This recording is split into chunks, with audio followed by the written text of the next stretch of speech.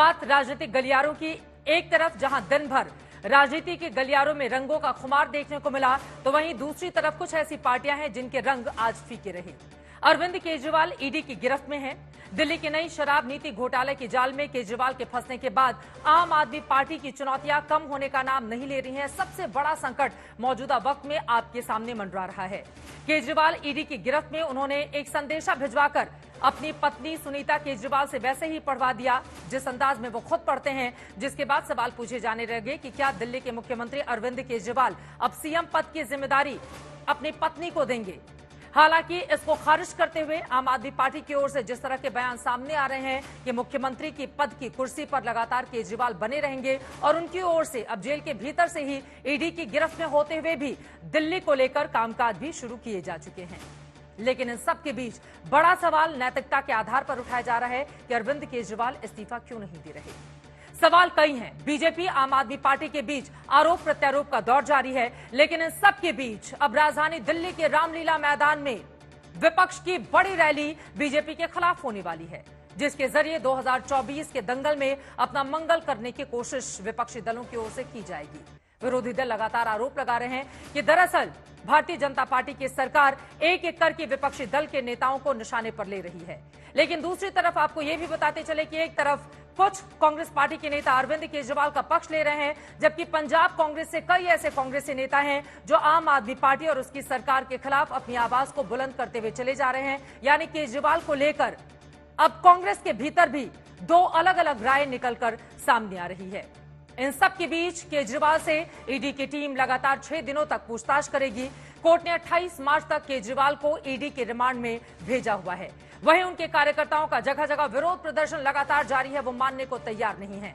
दिल्ली शराब घोटाले में केजरीवाल के अलावा मनीष सिसोदिया, संजय सिंह, विजय नायर की कविता पहले से ही जेल में है। माना जा रहा है आगामी दिनों में उनके द्वारा बताए गए सवालों को लेकर, जवाबों को लेकर अरविंद केजरीवाल से और विस्तृत पूछताछ की जाएगी।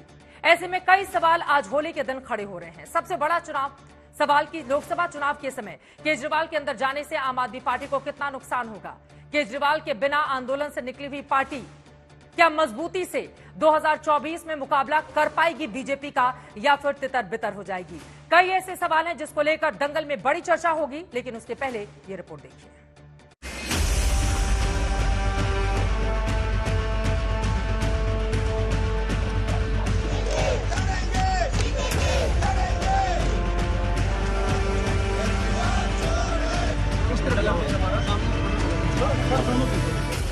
एक तरफ देश और दिल्ली में होली मन रही है, तो दूसरी तरफ आज के दिन दिल्ली के सीएम अरविंद केजरीवाल ईडी की हिरासत में ईडी के तीखे सवालों का सामना कर रहे हैं।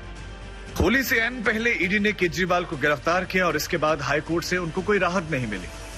पूछताछ के मोर्चे पर सबसे बड़ा अपडेट यह है कि अरविंद केजरीवाल ने ईडी से कहा है कि एक्साइज पॉलिसी बनाते वक्त उनके पास कौन सा फोन था ये उनको याद नहीं है। ईडी चाहती थी कि उस वक्त के फोन की कॉल रिकॉर्ड देखकर पता चले कि केजरीवाल तब किन के संपर्क में थे, किसने क्या बात की और क्या चैट की थी। इस बीच ईडी ने कोर्ट की इजाजत के बाद जेल जाकर समीर महिंद्रू के बयान दर्ज किए। महिंद्रू का कहना था कि केजरीवाल से उनकी बात हुई थी और केजरीवाल ने कहा था कि विजय नायर मेरा आदमी है, तुम उस पर भरोसा कर सकते हो। इस बीच ईडी की हिरासत से जल विभाग को आदेश जारी करने का मामला भी पेचीदा हो गया है। ईडी केजरीवाल के उस पत्र की जांच कर सकती है। आतिशी ने यह पत्र मीडिया के सामने पेश किया था। जिस कमरे में मीटिंग हुई वहां सीसीटीवी लगा हुआ है। ईडी जांच कर सकती है कि लेटर कब कैसे जारी किया गया। इसी केजरीवाल के पत्र को लेकर एक वकील विनीत जिंदल ने एलजी के यहां पर शिकायत दर्ज करवाई है कि आखिर कैसे अरविंद केजरीवाल हिरासत से सरकारी आदेश जारी कर सकते हैं। कि अरविंद केजरीवाल जुडिशियल कस्टडी में नहीं है, वो ईडी की रिमांड में है और रिमांड दिया जाता है इन्वेस्टिगेशन के लिए। उस समय पे जो रिमांड में जो व्यक्ति होता है, चाहे वो किसी भी पोस्ट पे हो या इंडिविजुअल हो, उसकी एक्सेस लिमिटेड रखी जाती है। उसके बावजूद ऐसा कैसे हो सकता है कि अरविंद केजरीवाल कोई ऑर्डर पास करे, कोई ऑर्डर साइन करे बिना कोर्ट की परमिशन के? अगर ऐसा हुआ तो ये इलीगल है, ये गलत है, कानून से बाहर है। और अगर अरविंद केजरीवाल ने किया है तो उनके लिए ये बहुत मुश्किल समय होगा, क्योंकि इसकी पावर या इस तरीके का कोई ऑर्डर पास करने का इस समय उनके पास लीगली कोई रास्ता नहीं था। इस बीच सियासी मोर्चे पर भी बीजेपी और आप में घमासान मचा हुआ है। बीते 24 घंटों में दोनों तरफ से प्रदर्शनों का दौर जारी रहा। आपने जहां प्रदर्शन किया तो बीजेपी ने कई जगह केजरीवाल के पुतले फूंके। एक जगह मनोज तिवारी को पुलिस ने केजरीवाल का पुतला जलाने से रोक दिया।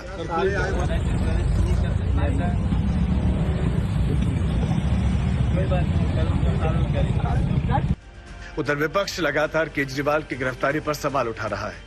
അതിന്റെ ഭാഗമായി രാജ്യത്തിന് എന്താണ് സംഭവിക്കുക എന്ന ഉത്കണ്ഠ പൊതുവെ महाभूरिभागम जनങ്ങൾക്കുണ്ട്। अब 28 मार्च को यह तय होगा कि ईडी केजरीवाल से पूछताछ के जरिए क्या सबूत जुटा पाती है। आज तक ब्यूरो।